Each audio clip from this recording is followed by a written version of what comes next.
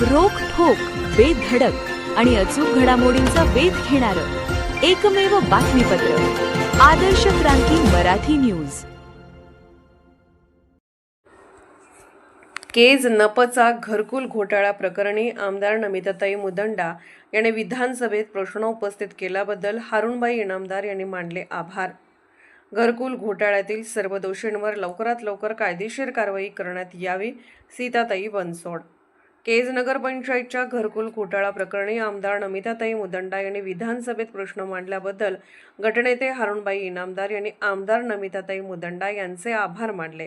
तर सदर घरकुल घोटाळा प्रकरणातील सर्व दोषींवर लवकरात लवकर कायदेशीर कार्यवाही करण्यात यावी अशी मागणी नगराध्यक्षा सौ सीताताई बनसोड यांनी शासनाकडे पत्रकार परिषदेद्वारे केली आहे। याबाबतची सविस्तर माहिती अशी की सन 2020-21 मध्ये केज नगरपंचायतमध्ये मोठ्या प्रमाणात घरकुल घोटाळा झालेला आहे। या घरकुल घोटाळा प्रकरण मोठ्या प्रमाणात गाजत आहे। या घरकुल घोटाळा प्रकरणी केज विधानसभेच्या आमदार नमिताताई मुदंडा यांनी विधानसभेमध्ये तारांकित प्रश्न उपस्थित करून या घरकुल घोटाळ्याकडे शासनाचे लक्ष वेधले आहे। या घरकुल घोटाळ्यातील दोषींवर कायदेशीर कारवाई करण्याची मागणी आमदार नमिताताई मुदंडा यांनी केली आहे।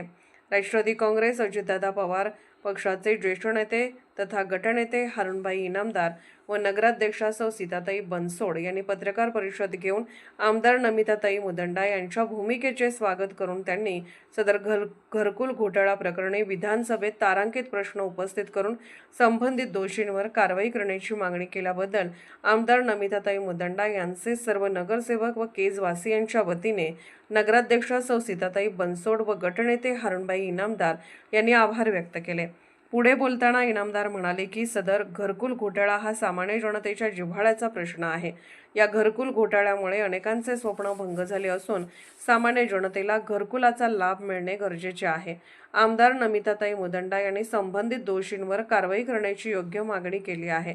त्यांच्या मागण्यानुसार संबंधित दोषीवर शासनाने तात्काळ कारवाई करावी। यावेळी बोलताना नगराध्यक्षा सौ सीताताई बनसोड म्हणाल्या की या घरकुल घोटाळा प्रकरणात जी यंत्रणा सामील आहे अशा सर्व दोषींवर शासनाने लवकरात लवकर कार्यवाही करून सामान्य जनतेला न्याय द्यावा। या घरकुल घोटाळ्यामुळे सर्वसाधारण नागरिकांचे मोठ्या प्रमाणात नुकसान झाले आहे। पुढे बोलताना बनसोड म्हणाले की सदरचा घरकुल घोटाळा हा आमच्या कार्यकाळातील नसून तो पूर्वीचाच आहे। विधानसभेमध्ये जे केजच्या प्रश्नावर केजच्या आमदारांनी जो विषय मांडलाय त्या बाबतीत आपण काय करणार? आज त्या विषयावर अनुषंगूनच आपली तुमची भेट आज या ठिकाणी झालेली आहे आणि तुमच्या माध्यमातून मी माझ्या तमाम केजच्या जनतेला या ठिकाणी तुमच्या माध्यमातून सांगू इच्छितो की आज केजच्या कर्तव्यदक्ष आमदार सौ नमिताताई मुंडा यांनी केजच्या नगरपंचायतमध्ये सन 2020-21 मध्ये जो अपव्यय झालेला आहे, अपहार झालेला आहे, जो भ्रष्टाचार झालेला आहे घरकुल घोटाळ्याबद्दल त्यांनी आज त्या ठिकाणी खूप पोटतिडकीने आणि खूप चांगल्या पद्धतीनं आज तारांकित प्रश्न विधानसभेत उपस्थित केला आणि त्या विधानसभेच्या उपस्थित केलेल्या प्रश्नावर त्यांनी खूप चांगल्या पद्धतीनं चर्चा केली। तर त्यांनी या ठिकाणी संबंधितांवर योग्य ती कारवाई करण्याची त्या ठिकाणी मागणी केलेली आहे।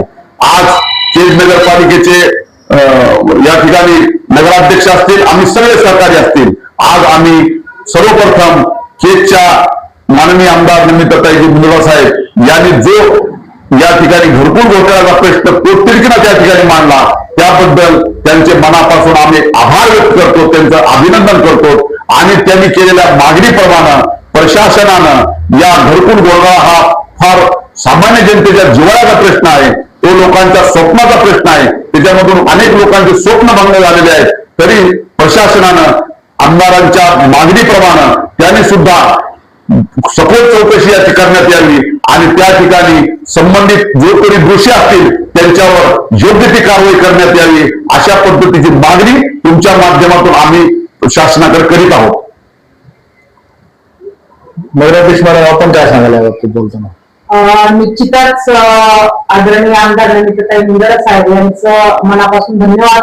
कारण यापूर्वीही आम्ही पत्रकार परिषद घेऊन सांगितलं होतं की घरकुल प्रश्न जो आम्ही मागे पत्रकार परिषद घेतली आणि दोषींवर योग्य ती कारवाई करण्यात यावी।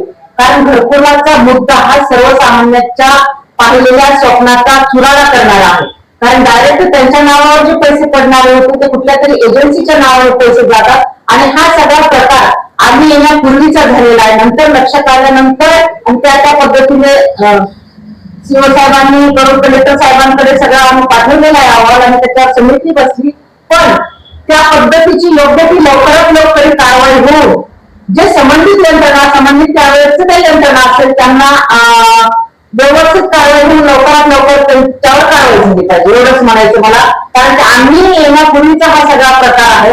आम्ही जेव्हा आलो तेव्हा घरकुल यंत्रणातले फक्त मला वाटतं 3,30,000 रुपये खात्यावर होते आणि तीही आम्ही रीतसर परत केले शासनाला आणि त्याची पावती आम्ही त्या ठिकाणी जोडलेली आहे.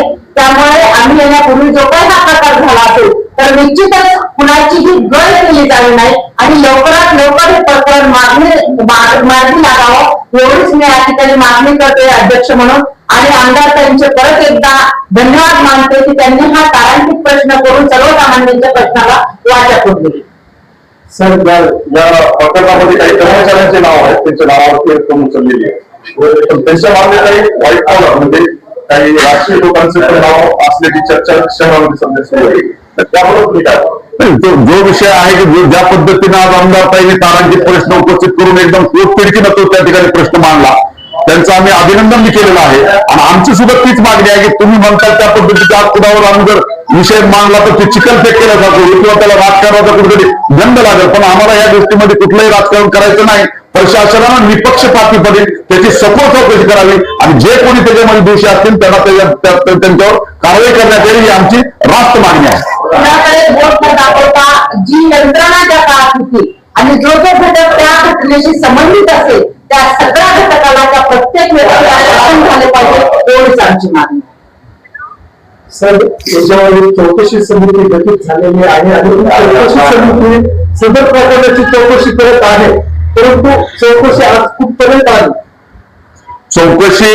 आता ते बीड जिल्ह्याचे कर्तव्यदक्ष कलेक्टर जॉन्सन साहेब यांनी या ठिकाणी पूर्णपणे लक्ष घातलेलं आहे. त्यांचं कार्यशैली पाहता आणि वांदेल साहेब यांच्या नेतृत्वाखाली कमिटी स्थापन झालेली आहे. त्याच्यामुळे एकदम पारदर्शक आणि एक न्याय देणारे असे कर्मचारी या ठिकाणी कमिटीमध्ये असल्यामुळं त्या कमिटीबद्दल कुठलीही शंका उपस्थित करायचं काही कारण नाही. ते लवकरच सगळं सखोल चौकशी करतील आणि योग्य ते न्याय देतील याच्याबद्दल कुठलंही दुमत नाही. आपल्याला थोडा वेळ लागेल परंतु कमिटी योग्य ती कारवाई करेल याच्याबद्दल आमचं दुमत असलेलं काही कारण नाही.